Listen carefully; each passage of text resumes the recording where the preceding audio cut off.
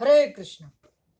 तो आज हम चर्चा करेंगे अपने पर्सनल और प्रोफेशनल लाइफ को बैलेंस कैसे करें, कि जो लोग भक्ति कर रहे हैं वो भक्ति करते हुए इन चीजों को कैसे बैलेंस कर सकते हैं। तो इस पर थोड़ा चर्चा करने का प्रयास करेंगे। तो जो भक्तिमय जीवन है, भक्ति का मतलब ही है कि जो भी हम लाइफ में चीजें कर रहे हैं उनको संतुलन में रखना हमेशा, है ना। तो पर्सनल लाइफ में तो यही है कि हमें ना चीजों को समझनी पड़ेगी कि जो हम लोगों से हम डीलिंग कर रहे हैं, जो अपने फैमिली में या आसपास के लोगों से डीलिंग कर रहे हैं, वो बिल्कुल पोलाइट होनी चाहिए और एक सही तरीका होना चाहिए लोगों से टॉक करने का या बिहेव करने का। एक मैनर होता है ना, मैनरिज्म, एटिकेट, सदाचार, ये होने चाहिए। तो पर्सनल डीलिंग्स भी आपकी सही होनी चाहिए पर्सनल लाइफ के अंदर। पर्सनल लाइफ के अंदर भी काफ़ी चीज़ें आती है, इसके तो बहुत सारी चीज़ें आती है, लेकिन कुछ चीज़ तो प्रायोरिटी हमें देनी चाहिए लाइफ में। हमें बड़ों का सम्मान करना, है ना। और अगर मान लो हमारे कोई बड़े हैं, वो हमें आज्ञा दे रहे हैं, अगर वो सही आज्ञा है तो उनको हम ले और उसका उसका पालन करते रहें। या इसके अलावा और भी चीज़ हो सकते हैं कि जैसे हमारे मतलब फैमिली में और काफ़ी चीज़ें होती है। कभी कभी एनवायरनमेंट या कभी कभी सिचुएशन ऐसी बन जाती है बिल्कुल कि ना हमें पता नहीं चलता क्या रिस्पॉन्स करें, है ना।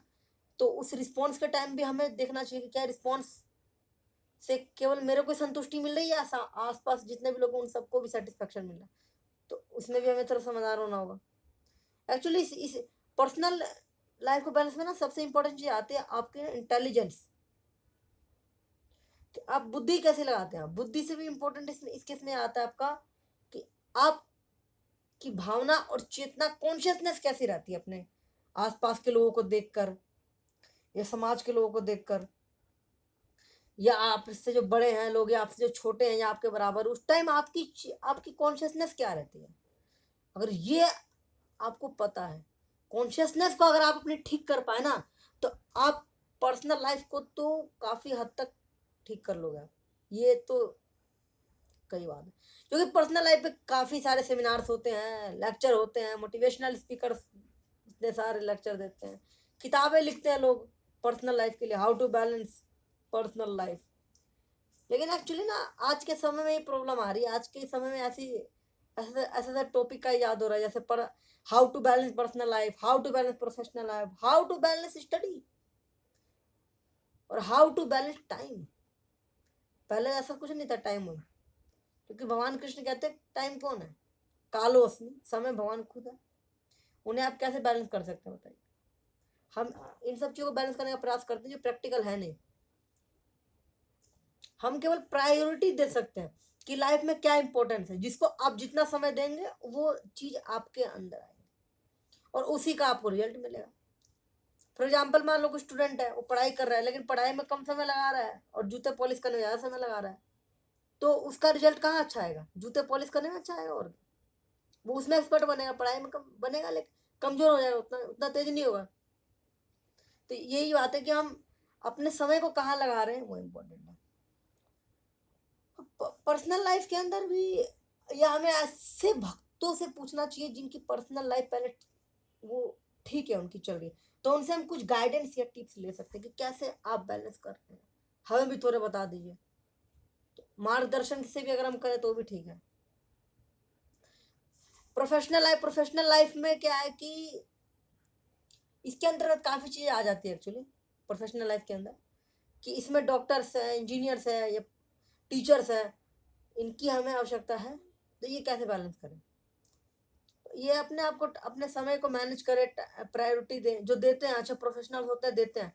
प्रोफेशनल का ही मतलब होता है कि जो व्यक्ति समय के अनुसार, टाइम टेबल के अनुसार, शेड्यूल के अनुसार अपनी चीज़ें करता है, यही प्रोफेशनल का मतलब होता है।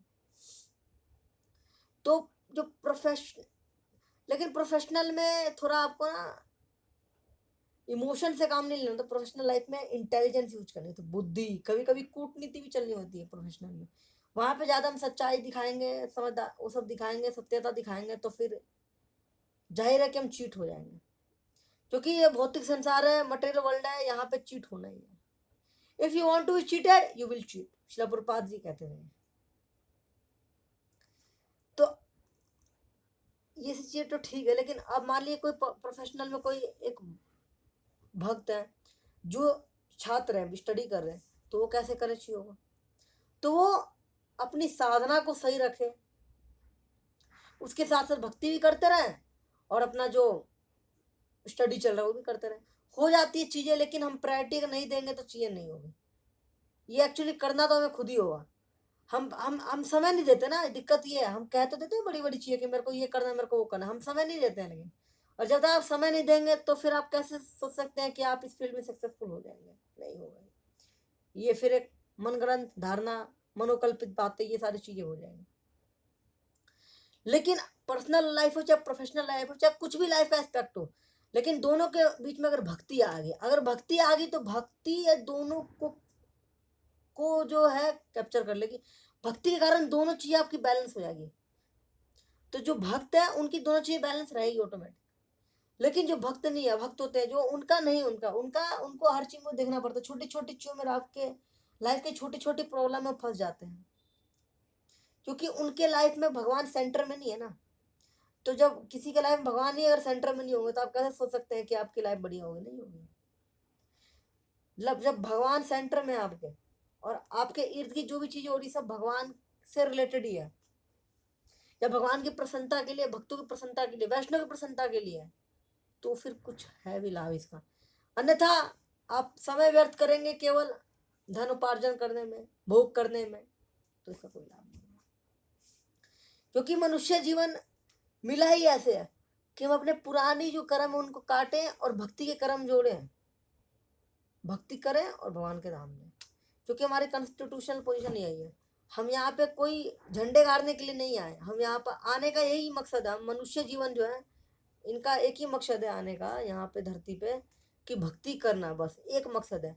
लेकिन अब जब यहाँ पे हम आते हैं तो हमारी कुछ जिम्मेदारियां भी होती हैं, ठीक है। तो उन जिम्मेदारी को निभाना होता है, लेकिन वही तक निभाना होता है जहां तक भक्ति में बाधा ना आए। जब भक्ति में बाधा आ रही है मतलब वो काम आपके लिए गड़बड़ है फिर। तो अगर वो चीजें बैलेंस में होती, लेकिन ये भी एक समय तक होनी चाहिए, समय की यही लिमिट है, इसके आगे मैं नहीं बढ़ूंगा भौतिक कार्यों में। That's it. भौतिक कार्य में कम से कम करने चाहिए, बॉडी मेंटेनेंस तक रखना चाहिए अपने आप को, कि हमारे अपने आप शरीर को चलाने के लिए जितना आवश्यक है, 2 रोटी, 1 मकान, कुछ कपड़े, बस दैट्स इट।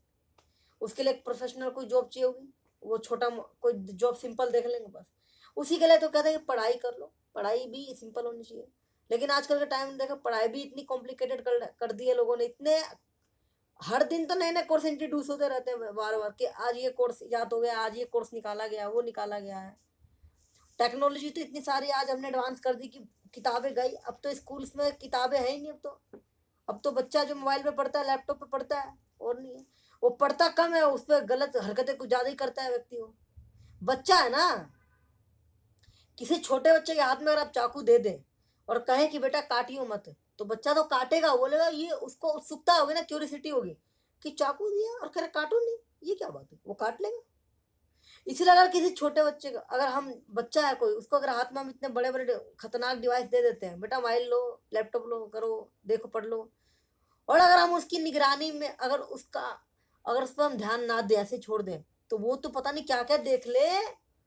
क्योंकि आज के समय बच्चे वो चीज देख रहे हैं जो उनको उस उम्र में नहीं देखनी है। पहले क्या होता था कि हमें उम्र के साथ चीजें समझ में आती थी अपने आप ही प्रकृति के अनुसार। लेकिन आज के समय में छोटा बच्चा भी वो चीज देख लेता है जो उसको नहीं देखनी होती है। कैसे करोगे? क्योंकि माता पिता के अंदर ही वो संस्कार नहीं है, उन्होंने अपने अंदर ही गंदे संस्कार डाले हुए, तो बच्चा कैसे सुधरेगा, मेरे को बताओ। और समाज में जिस दिन ये हो गया, माता ने बच्चों को सही संस्कार देना बंद कर दिया,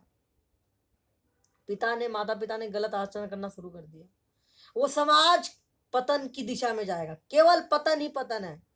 आपको वो समाज बढ़ते हुए दिख सकता है, बहुत एडवांसमेंट हो रही है, बहुत हो रही है, लेकिन अगर समाज के अंदर भक्ति नहीं है, नैतिकता नहीं है, सदाचार नहीं है, सत्यता नहीं है, अहिंसा नहीं है, तो वो समाज एक अभिशाप है।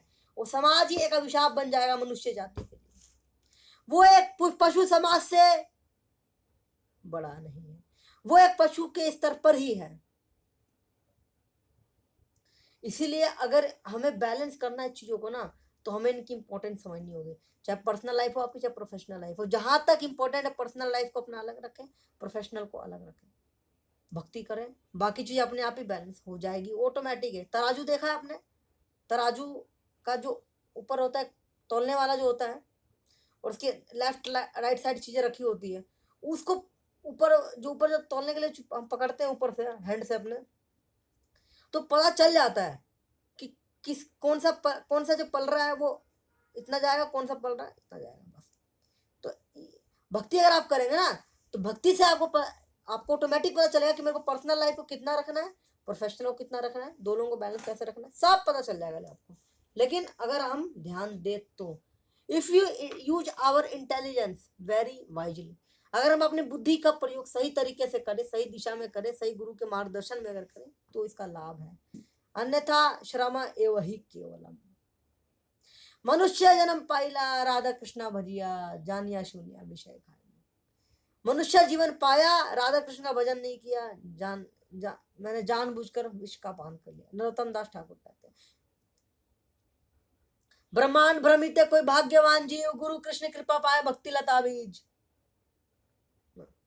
तो हमें बैलेंस करना होगा। इसके लिए ही हमारा वैदिक जो हमारा एरा था उस टाइम यही होता था। इसीलिए आज के टाइम में इस्कॉन ने जो इनिशिएटिव लिया है, श्रील प्रभुपाद जी ने अपने टाइम पे जो स्टार्ट किया था, गुरुकुल सिस्टम रखा था, उन्होंने फार्म कम्युनिटी उन्होंने स्टार्ट की थी, जो हमारे पहले वैदिक काल में चलता था, कि उस टाइम वर्णाश्रम के अनुसार लोग रहते थे, अपने जन्म के अनुसार नहीं, कर्म के अनुसार। क्योंकि वर्णाश्रम जो धर्म है, वर्णाश्रम जो पद्धति है, जीवन जीने के लिए सबसे अनुकूल है एक मनुष्य के लिए, और भक्ति के लिए सबसे ज्यादा अनुकूल है, प्रैक्टिकल है। तभी तो आप सोचिए, सनातन धर्म में वो वर्णाश्रम कब से चला आ रहा है, खत्म ही नहीं कर रहे थे। लेकिन हम जैसे टेक्नोलॉजी है, कलयुग है, हमने फटाफट खत्म कर दिया। हमने कहा दिया कि ये तो कास्ट सिस्टम है, जाति प्रथा है, ये तो इसे खत्म कर दो, और खत्म करके देखो हम क्या बने। अब पशु की तरह जीवन जी रहे हैं हम यहाँ पे, सुबह शाम तक कुत्ते बिल्ली की तरह काम करते रहते हैं, और हम कहते हैं हम बहुत बड़े व्यक्ति बन गए। अरे आप कितने बड़े व्यक्ति बन गए प्रभु? आप बड़े व्यक्ति नहीं बने। आप शरीर से हो सकता है बड़े बन गए, लेकिन आप बुद्धि से बहुत छोटे हो गए। क्योंकि जो मनुष्य जीवन भगवान ने हमें दिया है, वो भगवान की प्रसन्नता के लिए होना चाहिए। हमारा मन, बुद्धि, वाणी, ये सब भगवान की प्रसन्नता में, शरीर भगवान की प्रसन्नता के लिए, उनकी सेवा के लिए लगना चाहिए। क्योंकि हमारा कॉन्स्टिट्यूशनल पोजीशन ये है, जीवेर स्वरूप होए कृष्ण नित्य दास। हमारा our constitutional position is to serve the servant of lord Shri Krishna, ये होना चाहिए। लेकिन हम, क्योंकि समय एक्चुअली क्या है कि हम सेवा तो करते हैं ना, परिवार का मुखिया जो पिता है वो अपने फैमिली की सेवा करते हैं, एक राष्ट्र का जो नेता है वो अपने राष्ट्र की सेवा करते हैं, सेवा सबकी करते हैं। क्योंकि सेवा करना एक जीवात्मा का कर्तव्य है, धर्म है। लेकिन हमें जब पता नहीं होता किन की सेवा करनी है, तो हम गलत करते हैं, और फिर भुगतते भी हम चीजों को लेकर।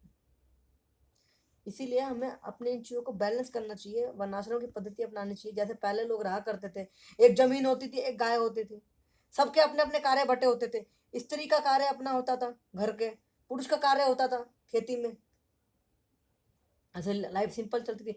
गुरुकुल सिस्टम होता था, गुरु आचार्य पढ़ाते थे, छात्र पढ़ा करते थे। ब्रह्मचर्य जीवन भी उस टाइम चलता था। आज के टाइम ब्रह्मचर्य का बताया कौन पालन कर रहा है?